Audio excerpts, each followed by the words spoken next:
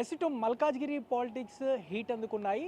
బోనాల చెక్కుల పంపిణీ వ్యవహారంతో ఒక్కసారిగా ఇటు మరి రాజశేఖర్ రెడ్డి వర్సెస్ మైనంపల్లి అనుచరుల మధ్య వివాదం తారాస్థాయికి చేరినటువంటి పరిస్థితి. సో నిన్న జరిగినటువంటి బోనాల చెక్కుల పంపిణీ ఘటనలో బీఆర్ఎస్ నేతలను ఇటు కాంగ్రెస్ నేతలు దాడి దిగినటువంటి నేపథ్యంలో ఇప్పటికే ఇటు మల్కాజ్గిరిలో గడిచిన 24 గంటలుగా హై టెన్షన్ వాతావరణం అయితే కొనసాగుతున్నటువంటి పరిస్థితి. ఈ నేపథ్యంలో ఇప్పటికే ఇటు బీఆర్ఎస్ నేతలు ఆందోళన కూడా పిలిపించినటువంటి పరిస్థితి ఉందని చెప్పవచ్చు. సో ఇప్పటికే ఇటు బీఆర్ఎస్ నేతలను కూడా ఏదైతే ఇటు పోలీసులు హౌస్ అరెస్ట్ చేసినటువంటి పరిస్థితి ఉందని చెప్పవచ్చు. సో ప్రస్తుతం మనం ఏదైతే మరి రాజశేఖర్ రెడ్డి క్యాంపు కార్యాలయం దగ్గర ఉన్నాం. సో ఏమేం స్క్రీన్లో కూడా చూడొచ్చు. ఏదైతే నిన్నటి నుంచి జరుగుతున్నటువంటి ఏదైతే మొత్తం వివాదం నేపథ్యంలో మొత్తం కూడా ఇటు మల్కాజ్గిరి అంతా కూడా ఒక హైటెన్షన్ వాతావరణం అయితే నెలకొన్నటువంటి పరిస్థితి మనకు కనిపిస్తుంది. సో ప్రస్తుతం అంత పాటు మాట్లాడడానికి మల్కాజ్గిరి బీఆర్ఎస్ ఎమ్మెల్యే మరి రాజశేఖర్ రెడ్డి గారు ఉన్నారు. మరి రాజశేఖర్ రెడ్డి గారితో మాట్లాడదాం. దీనికి సంబంధించి వివాదానికి సంబంధించి మరిన్ని వివరాలు తెలుసుకుందాము. చెప్పండి, నిన్న జరిగినటువంటి ఎపిసోడ్ అంతా చూసాము. సో మీకు సంబంధించినటువంటి కొంతమంది కార్పొరేటర్లు, దాంతోపాటు మాజీ కార్పొరేటర్ల నేతల మీద కూడా దాడికి దిగినటువంటి పరిస్థితి. సో దాంతోపాటు నిన్న సాయంత్రం కూడా మైనంపల్లి అతని కుమారుడు కూడా వచ్చేసి మల్కాజ్గిరి చౌరస్తాలో పెద్ద ఎత్తున కూడా ఆందోళన దిగినటువంటి సిచ్యువేషన్. సో ఏం చెప్తారు ఇదంతా? ఇది ఒక ఏమైన చర్య అండి. ఎందుకంటే చెక్కుల పంపిణీ కార్యక్రమంలో ప్రభుత్వం ఇచ్చే చెక్కులని దగ్గరనే రభస చేయడం అనేది చాలా ఇబ్బందికరమైన విషయం. ఒక మహిళా కార్పొరేటర్లకు కూడా ప్రోటోకాల్ పాటించకుండా అవమానపరిచిన ఈ కాంగ్రెస్ ప్రభుత్వానికి నేను ఏం చెప్పాలో నాకు అర్థం అవట్లేదు. అక్కడ బీర్ల ఐలయ్య గారు ఎవరైతే చీఫ్ విప్ అతను కూడా అంటున్నాడు, అరే దయచేసి వాళ్ళ కార్పొరేటర్లు ఇవ్వండి అంటే కూడా అక్కడ లోకల్గా ఉన్న కాంగ్రెస్ నాయకులు వినకపోవడం చాలా విడ్డూరం. అది కూడా తర్వాత మా మీద దాడికి దిగడం. ఇవాళ మా ఒక కార్పొరేటర్ భర్త పైన దాడి తీయడము, ఇవాళ మహిళా కార్పొరేటర్ మా సబితక్క అని చూడకుండా ఆమె చేయిని విడిచిపట్టుకోవడం, ఇవన్నీ కూడా చేయడం జరిగింది. ఇవన్నీ కూడా మేము తీవ్రంగా ఖండిస్తున్నాం. ఇప్పుడు సిపి ఆఫీస్ పోయి సిపి ఆఫీస్లో కూడా కంప్లైంట్ చేయాలనుకుంటాం. ఇంకొక మాట చెప్పాలనుకుంటున్నాం, ఒక సీనియర్ నాయకుడు అయినా ఏదో ఒక గల్లీలో వచ్చినట్టు నువ్వు కొట్లాడతావా నేను కొట్లాడతావా అని రావడం కూడా నిజంగా ఒక ఇంత ఆశ్చర్యం అనిపిస్తుంది. ఎందుకంటే ఆ మెచ్యూరిటీ ఉండాలా. మనం ఒక దగ్గరికి పోవాలి, ఒకరు మాట్లాడినంత మాత్రాన మనం టెంప్ట్ అయి పోవాల్సిన అవసరం లేదు. అటువంటిది ఎందుకంటే భావోద్వేగాలను రెచ్చగొడితే వచ్చేది ఏం లేదు.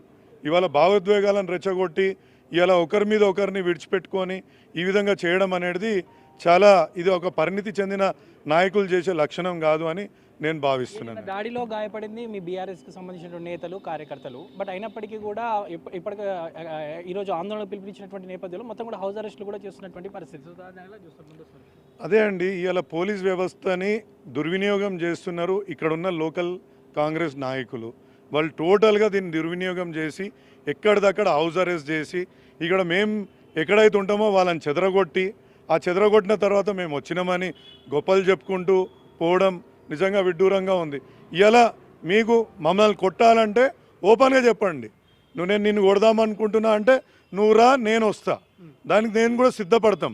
నువ్వు సాటుకి ఇట్లా కొట్టి మళ్ళీ పోలీసులు ఇంకా దాచుకొని పోలీస్ వ్యవస్థను ముందు పెట్టుకొని ఈ విధంగా దౌర్జన్యం చేయడం అనేది కరెక్ట్ కాదు అనేసి చెప్తున్నాను. మీ కాన్స్టిట్యున్సీతో సంబంధం లేని రోహిత్ రావు అంటే మెదక్ నుంచి వచ్చేసి నిన్న మీ కాన్స్టిట్యున్సీలో కొంత పెద్ద ఎత్తున కూడా ఆందోళన దిగినటువంటి పరిస్థితి. సో మీ కార్యకర్తలు కూడా కొంత భయాందోళనకు గురి చేసినట్టు. సో ఏం చెప్తున్నారు? ఇది భయాందోళనకే గురి చేస్తుండ్రు. వాళ్ళ గన్మెన్లు కావాలి, గన్మెన్లను వేసుకొని తీసుకొని రావడం జరిగింది.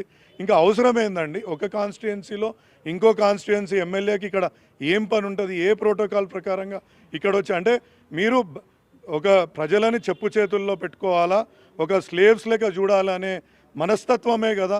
మీరు ఊరేగుతుంటే వాళ్ళు మిమ్మల్ని భయపడి మీరు కేసులు పెడతారు పోలీసులతోటి అని భయపడి ఊరుకోవాలనే మనస్తత్వంతో ఇవన్నీ చేస్తుండ్రు కదా అని నేను చెప్తున్నాను. బోనాల చెక్కుల పంపిణీకి ఇలాంటి పరిస్థితి ఉంటే ఇక రానున్నది బోనాల పండగ పరిస్థితి. సో అప్పటి వరకు సిచ్యువేషన్ ఇలాగే ఉంటుందా, మరి ఏమైనా కంట్రోల్ తెచ్చేటటువంటి ప్రయత్నం ఉంటుందంటారు? అన్న ఇక తప్పకుండా మాది కూడా ఇవాళ సహనం నశించిపోయింది.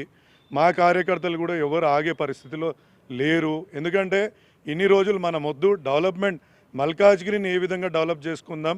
మల్కాజ్గిరిలో అనేక సమస్యలు ఉన్నాయి.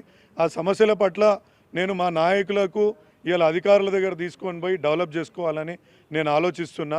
ఆ ఆలోచన ప్రకారంగా ఇంకా మీకు చేతనైతే ఇవాళ చెక్కులండి మా యొక్క 69 లక్షల రూపాయలు మా 213 గుడ్లకు వస్తాయి. చేతనైతే నేను ఇవాళ ప్రతి దగ్గరికి కొండా సురేఖ గారు ఎండోమెంట్ మినిస్టర్ గారి దగ్గరికి వెళ్ళి కూడా ఆమెను రిక్వెస్ట్ చేయడం జరిగింది. మీకు చేతనైతే కాంగ్రెస్ వాళ్ళకు దాన్ని డబుల్ ఇప్పియండి, మీరు ఒక 2 కోట్ల అదనంగా ఇవాళ మన దేవాలయాలకు ఇప్పించడం అదొక గొప్పతనం.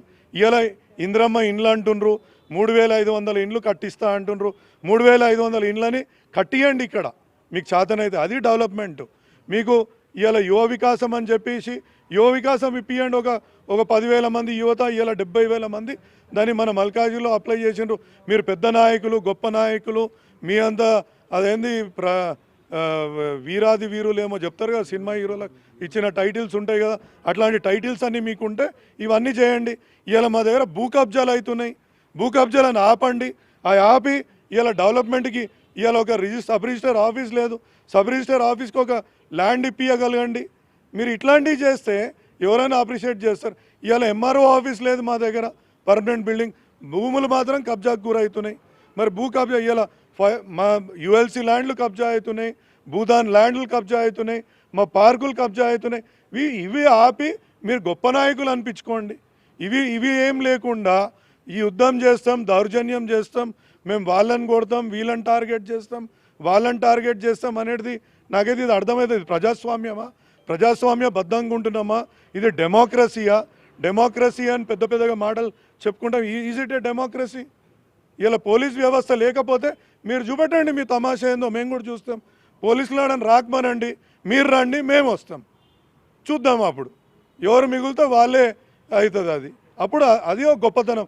పోలీస్ని నువ్వు మొత్తం చెదరగొట్టేసి మీరు వచ్చి ఏదో తొడలు కొట్టుకుంటూ కూర్చుంటే ఈడ ప్రజలకు అర్థం కాదా అండి? ఇలా ప్రజలందరూ కూడా చూస్తున్నారు. ఇలా జరిగినటువంటి ఘటన నేపథ్యంలో ఒక్కసారిగా ఇటు మీ మల్కాజ్గిరి కాన్ఫరెన్స్ అంతా కూడా ఉలిక్కిపడినటువంటి సిచ్యువేషన్. సో ఏం చెప్పదలుచుకున్నారు మీ మల్కాజ్గిరి ప్రజలకు కూడా ఏం చెప్పదలుచుకున్నారు? అన్న ఉలిక్కి పడలే, ఇవాళ పూర్తిగా అర్థమవుతుంది మా ప్రజలకు అందరికీ. ఇవాళ పోరాడితే పోయేది ఏం లేదు అని మా ప్రతి ఒక్క నాయకులు, ప్రతి ఒక్క కార్యకర్తలు ఇవాళ బయలుదేరి ముందుకు వస్తుండ్రు.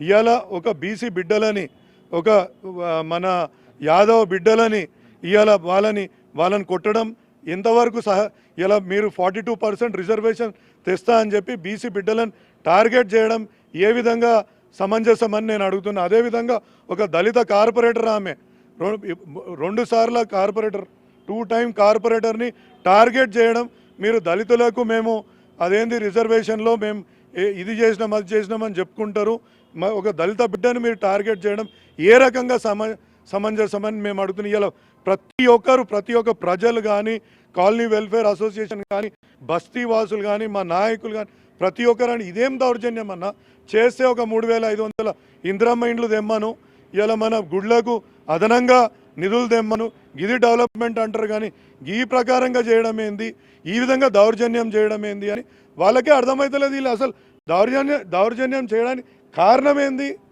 మీకు ఇవాళ నేను ఒకటి అడుగుతున్నా, మీరు దౌర్జన్యం చేయడానికి కారణం ఏంది అంటే మీరు పనిచేయకపోవడానికి ఒక సాకుగా చూపిస్తుండ్రా? మీకు ఇదొక సాకు దొరికిందా?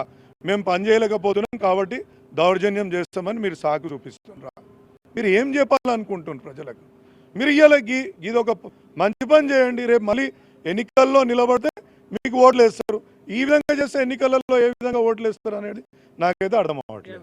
చెప్పండి, ప్రోటోకాల్ ఇష్యూ కాస్త ఇంత పెద్ద తారాస్థాయికి చేరినటువంటి పరిస్థితి ఏంటి? నిన్న అసలు బోనాల పండుగ చెక్స్ మేము ఇప్పుడు కార్పొరేటర్ 10 ఇయర్స్ అవుతుంది. అంటే 2 టర్మ్స్ కార్పొరేటర్ అయ్యి ఇట్లాంటి రోజు మేము ఎప్పుడు కూడా చూడలేదు. అంటే ఒక గవర్నమెంట్ అఫీషియల్ ప్రోగ్రాంలో ఇట్లాంటి ఇబ్బందులకు మేము ఎప్పుడు కూడా గురి కాలేదు. అంటే మాకు అసలు మహిళా కార్పొరేటర్స్ అని కూడా చూడకుండా మాకు స్టేజ్ పైన మాకు చేయలేకపోవడం, మాకు ఆ వాల్యూ కూడా ఇవ్వకుండా మమ్మల్ని కించపరచడం, ఇదంతా కూడా మేము ఫస్ట్ టైం చూస్తున్నాము. అదే కాకుండా ఇట్లా మా కార్పొరేటర్ గారి హస్బెండ్ని కొట్టడం, కింద పడేసి తొక్కడం, బట్టలు చింపడం, ఇదంతా కూడా అసలు చాలా బాధాకరమైన విషయం. వాళ్ళు కాంగ్రెస్ కార్యకర్తలు ఒకటే అంటే మమ్మల్ని భయపెడదాం అనుకుంటున్నారు, కానీ మేము ఎవరికి కూడా భయపడము. మేము ఖచ్చితంగా ఎదుర్కొంటాము, ఏదైనా మేము నిలబడి కొట్లాడతాం. చెప్పండి, నిన్న ఘటనలో ముఖ్యంగా మిమ్మల్ని కూడా టార్గెట్ చేసినటువంటి నిన్న బోనాల చెక్కుల గురించి అల్వల్గూడలో మేము రావడం జరిగింది. మా ఎమ్మెల్యే గారితో పాటు మేము కార్పొరేటర్స్ వచ్చినాం. కనీసం మా ఎమ్మెల్యే గారు వస్తున్నారని ఒక చైర్ కూడా లేదు. మేము అడిగినప్పుడు ఒక చైర్ వేశారు. మాకు చైర్లు లేవని ఆయన కూడా నిలబడే ఉన్నారు. ఎందుకమ్మా మామూలుగా వెళ్ళిపోదామా అనుకున్నాం. మేము కూడా వచ్చిన ఇన్ఛార్జ్కి మేము ఇన్ఫర్మేషన్ ఇచ్చాం. అన్న మీరే చూస్తున్నారు కదా, మాకు అసలు మర్యాద లేదు, పక్కకు కూడా జరగట్లేదు, ఆడవాళ్ళకి ఇబ్బంది అవుతుందన్నా కొంచెం పక్కకు జరగమని చెప్తే ఆయన కూడా చెప్తూనే ఉన్నారు, కానీ ఆయనను కూడా పట్టించుకుంటలేరు. అంటే మాకు అసలు రెస్పెక్టే లేదా? పబ్లిక్ పర్సన్ అబ్బా, పబ్లిక్ ఎలక్టెడ్ అయినాకనే వచ్చినాం కదా. మేము మా ప్రోగ్రామ్ కోసం మీరు ఫోన్లు చేస్తే, ఆఫీస్ నుంచి ఫోన్ చేస్తే మేము చెక్లు వేయడానికి వచ్చినాం. మరి మాకు ఎక్కడ విలువ ఉంది? అంటే కార్పొరేటర్స్ అంటే లేడీస్ అంటే చీప్గా తీసి పడేస్తారా? మరి మేమందరం కలిస్తే మీరు ఎక్కడ ఉంటారు? లేడీస్ అంతా కలిసి వస్తే జెంట్స్ అంతా ఎక్కడ ఉంటారు?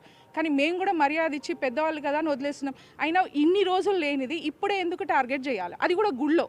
ఒక సెకండ్ తిరుపతి అంటారు, అల్వాల్ గుడి సెకండ్ తిరుపతి అంటారు. అట్లాంటప్పుడు మీకు అసలు దాని గురించి ఏమీ తెలియదా? దేవుడి గురించి అసలు మీరు భయమే లేదా మీకు? అసలు మనుషులైనా ఆడపిల్లలు, మీ ఇంట్లో కూడా ఆడపిల్లలు ఉన్నారు కదా, మీ ఇంట్లో కూడా అన్నదమ్ములు ఉన్నారు కదా, మరి మీకు అట్లా జరిగితే మీరు ఊరుకుంటారా? అసలు ఎంత చీప్గా బిహేవ్ చేస్తున్నారు అంటే, ఎవరిని చూసి అంత చీప్గా బిహేవ్ అసలు పోలీస్ వాళ్ళని కూడా మేము అదే అడుగుతున్నాం. అంత జరుగుతున్నప్పుడు ఆడవాళ్ళని ఇబ్బంది పెట్టేటప్పుడు వాళ్ళని ఎందుకు మీరు అరెస్ట్ చేయలేదు? మేము ఇబ్బంది పడుతున్నాం కదా, మీ కళ్ళ ముందు కనిపిస్తురుగా. లాఠీ చార్జ్ కూడా చేయలేదు. అతని బట్టలు మొత్తం తీసేసిరు, కొంగులు బట్టి గుంజుతున్నారు, చేతులు బట్టి గుంజుతున్నారు. తొక్కేసలాటలు అయ్యింది అనుకోండి, ఎవరో నెత్తి పలిగింది, ఎవరో చనిపోయారు, ఎవరు రెస్పాన్సిబుల్ దానికి? ఆయన కూడా చిన్న చిన్న పిల్లలు ఉన్నారు, ఆయనకి ఏమైనా అయ్యింది అనుకోండి, ఎవరు రెస్పాన్సిబుల్? కాంగ్రెస్ ప్రభుత్వం ఉన్నంత మాత్రం మీ ఇష్టం ఉన్నది జరుగుతుందంటే కుదరదు కదా. మరి మేము కూడా 10 ఏళ్ళ నుంచి చూస్తున్నాం కదా, మరి మాకు ఇప్పుడెందుకు కొత్తగా జరుగుతుంది?